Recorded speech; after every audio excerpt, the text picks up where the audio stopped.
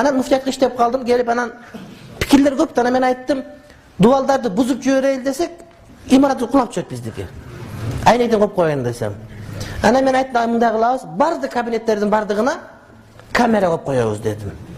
Десем, Кыргызстандагы эң чоң диний уюмдагы молдокелердин бардыгы мага каршы чыкты ошол жерде. Жок, андай болбойт. Анда кантип иштейбиз? Кайра жакшы дейсиңер, көрүп турабыз.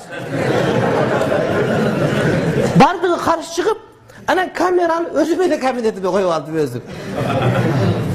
Коридордо бар, сыртында бар, менин кабинетим, мени карап турат кабинетимде өзүм. Мен айттым, билбейм, силер өзүңөргө ишенсеңер, мен өзүм ишене албайм дедим. Мен ишене албайм. Bir ayal жалгыз жарым келип калса кучата баса калышы мүмкүн. Келе берет да, чоңдор келе берет, депутат аялдар келе берет, аларга баары бир. Атырлары буркурап турган болсо кыжырат болуп кетиши мүмкүн.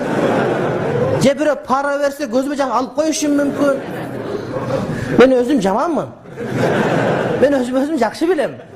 Ошон үчүн мен камера коюп койгула деп, өзүмө камера коюп, аны ошол жазып турду.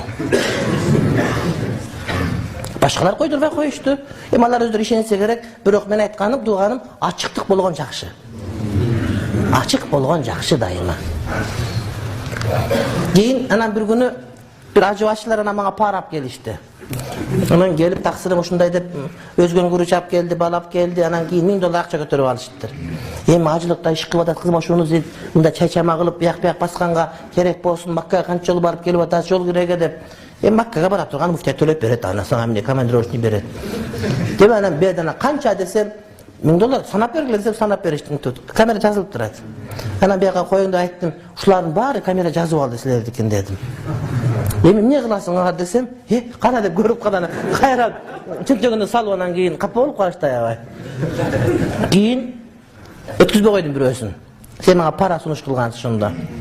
Деп анан уялып жүрдү, эч айтпады кийин ошону. Ошондон бери мени көргөндө бети кызара берет тууганым. Ошол көп нерсе сактап калды. Сөз чынынан бузулбайт деген, түз кетип алса эч нерсе бузулбайт экен да.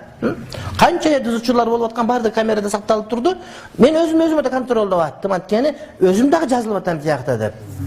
Адамдар кээде Кудайга ишенет, ишенем дейт, намаз окуйт, бирок Кудай көрүп турат деген, бир камера көрүп турат дегенде бөлөкчө болчу экен. Калманы кайра айтып атат, башка айтып атат. Ана Кудайды эскертип атат, Алла разы болсун деп айтып атам бери. Анан камера турат десем, чочуп кетип мынтип карашат бардыгы. Алла, камера жок эле, төрү камера карап турат го париштелердин бардыгы. Аны сезбейт көп адамдар. Таң каласың.